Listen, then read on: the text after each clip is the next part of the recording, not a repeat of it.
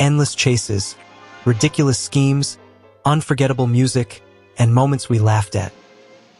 But did you know that these two characters have been entertaining audiences for around 86 years?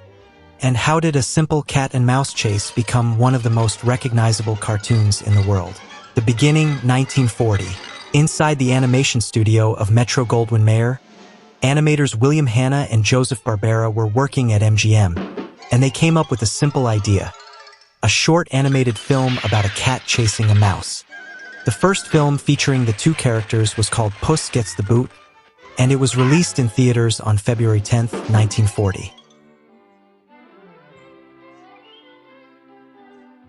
The cat was named Jasper, while the mouse didn't have an official name in the finished film.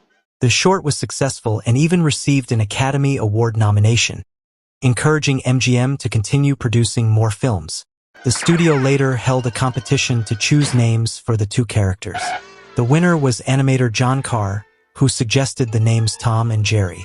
And just like that, a name was born that would survive for more than 8 decades.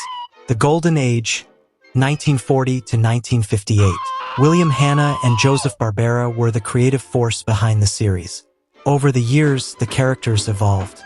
Tom originally looked much more like a realistic cat, but his design gradually became simpler and more expressive. Jerry also evolved, becoming faster, smarter, and more recognizable as Tom's rival. During this era, MGM produced 114 Tom and Jerry theatrical shorts. Some of the most famous shorts from this era include The Midnight Snack from 1941, Mouse Trouble from 1944. During the classic era, Tom and Jerry received 13 Academy Award nominations and won 7 Oscars. That made them one of the most successful theatrical animated short series in Hollywood history. The end of the MGM era, the late 1950s. But during the 1950s, the film industry itself was changing. MGM tried to adapt its Tom and Jerry shorts to the changing industry, including using CinemaScope for widescreen presentations. But eventually, MGM shut down its animation studio. The final short from the original Hanna-Barbera era was released in 1958, Hot Watchers from 1958. The 1960s, Gene Deitch. Tom and Jerry were already too popular to disappear. This time, production was led by director Gene Deitch at Rembrandt Films in Czechoslovakia, with MGM handling distribution. A total of 13 shorts were produced during this period. Some of the notable shorts from this period include Switchin' Kitten,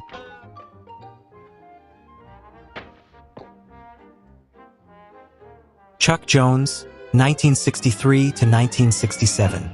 Jones was already famous for his work on characters from Warner Brothers, and he brought his own distinctive style of comedy and animation to Tom and Jerry. Some of the best-known shorts from this era include The Cat Above and the Mouse Below,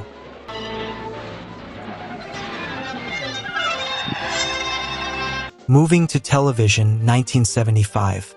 Tom and Jerry moved into television with a series made specifically for the TV audience.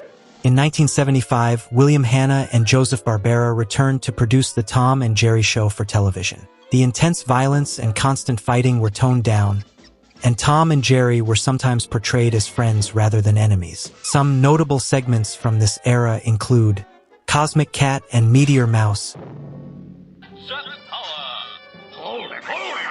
the 1980s and 1990s, A New Generation. In 1990, came one of the most recognizable changes in the franchise, Tom and Jerry Kids, introducing the characters to a completely new generation. Some notable episodes include Flippin' Fido,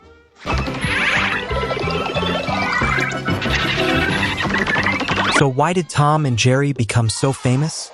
Maybe the biggest secret behind their success is simple. You don't need to speak a specific language to understand them. A Tom and Jerry short can have almost no dialogue, yet you immediately understand. The story is told through movement, music, facial expressions, and perfect comedic timing. That made Tom and Jerry incredibly easy to understand and enjoy almost anywhere in the world.